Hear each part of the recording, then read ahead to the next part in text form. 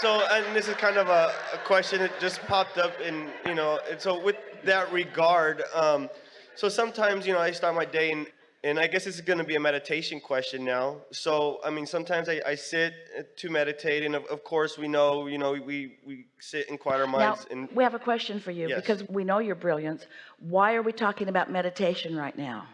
well, because Say it. sometimes I start to, and I just cannot. But why are we talking about meditation Well, I'm right actually now? going to talk about not But meditating. why are we talking about meditation right now? Because meditation is the key to everything we just talked about.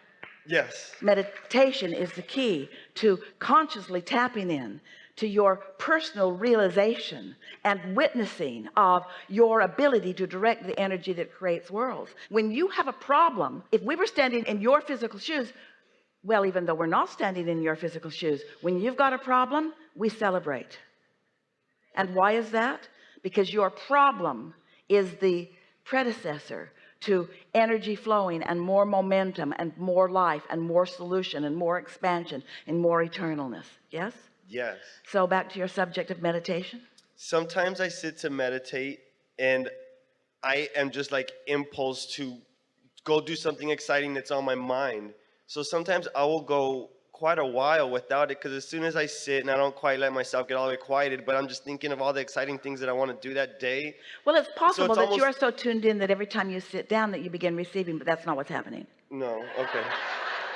Am I In other just words, that could be, am I but just too eager? Should I just actually just discipline myself to get to that point? well, if But you really want to know what's happening, and we know you do or you wouldn't ask, you are like so many people. We love you so much. You have adjusted to so much less of your power than is there for you. And so you're satisfied in a sort of way of mediocrity. It's like vacuuming the floor and not plugging the vacuum in. You can go through the motions and you can fake out a lot of people. Oh, look, he's vacuuming the floor. There's marks all over it. Look. yeah, exactly. So let's talk about that Okay. specifically for a moment. So what are you saying, that when you sit to meditate that you're not quieting your mind, and so the momentum that was already within your mind when you sat down just carries you right back out of it again? But it's a good momentum. It's things that I'm excited to do, things that I've been looking forward to doing this next day from perhaps the previous day or something like that. Well, what made you make the statement that you just feel like getting up and going? Are you certain that you're not receiving it? I'm not sure. The only way that you can ever know that you are in the receiving mode of a thought that your inner being is thinking and therefore presenting in a way for you to receive it, the only way that you can know for sure is if you are confident that you have quieted your mind before receiving the thought. And if you haven't quieted your mind before you've received the thought, then you can't tell if it is a thought that is the momentum of other conscious thoughts you've thought. Now, we don't mean to imply that every conscious thought you think isn't a good thought or couldn't lead you to some sort of satisfaction, because certainly many of them do. Most of the world is operating that way. Very few people are really in steady consideration of alignment with that broader perspective, and that's why things move forward so slowly for so many people. Is because they're just sort of continuing along with the same desires and doubts and desires and doubts and desires and doubts, sort of mixture of vibration that never really gets any juice or any power to it. But when you really do quiet your mind, and you know for sure it's quiet because you have that detached sensation, you feel detached, you know you're detached, you have some sort of sensation in the back of your neck, or you're beginning to have movement, and you have no awareness of thought. Now that's a little tricky because we're asking you to have an awareness of no awareness. We want you to realize that you have no awareness of any thought. But those of you who meditate, you know what we're talking about, don't you? Is that feeling of true detachment, where you cannot feel the difference between your nose and your toe, where you're not sure if you're sitting or if you're floating, where you really have no sensation of your physical body, where your eyes are closed and it feels like motion to you, but you're not sure if you're moving or if it's just motion within you energetically. You know what we're talking about? So if you know what we're talking about, then when a thought is interpreted by you under those conditions, you may know for sure that that thought is a receiving mode thought, that your inner being offered that thought and that you received it. And oh, you know how much you like it when you get on the same wavelength with a friend across a dinner table. Well, can you imagine the exhilaration and the thrill of getting on the same wavelength with your own inner being who is so intricately interested and involved in each and everything that is important to you, so that everything about you then is guided by you?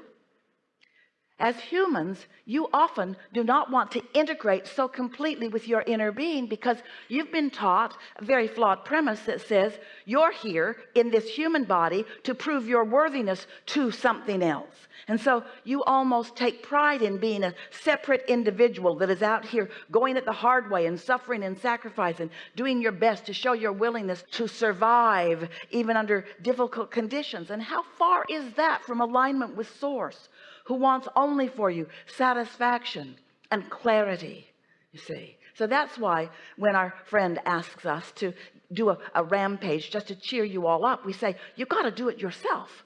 You've got to figure out how to bring yourself consciously into this vibration that is always and will always be there for you. So we think it's worth sitting in the chair just a little longer and finding out if you can get into that deep meditation and not being so quick to get up and do the sort of things that you do all day, every day anyway. Why not tap into this energy and find out what Source knows about your vortex? Esther has begun saying, mostly to herself and to a few close friends, the vortex knows. The vortex knows. She knows that what's in her vortex, that she knows she's put there bit by bit, but she also knows that it has expanded and evolved and gestated dramatically since the individual pieces that she has put there. She knows that law of attraction has been responding to it, and that her Source has been responding to it, and that her inner being and other inner beings are aware of it. And she knows that that information about how this vibrational reality is going to become a reality that is tangible. She knows that the vortex does know. She knows that her vortex, her inner being, knows what her weak spots are and her strengths are, knows what she's likely to follow and what she's not likely to follow, always offering the path of least resistance, always aware of her path of resistance, and always guiding her toward the least resistance and the most allowance. And oh, when you start following that path, the clarity that comes is so delicious, and the results moment by moment are so delicious, and you just plain feel good. We're not talking about getting all strange and weird so that others won't relate to you. We're talking about you being sort of magical, always being in the right place at the right time, having a happy heart, having the most appropriate things to say in the most appropriate of moments, being the uplifter that you were here to be, and having the timing that leads you to the thrill of one thing and another, and even having the good timing to find a problem that will activate a solution. In other words, all of that is coming from your alignment. Yes? Yes, absolutely. Yeah.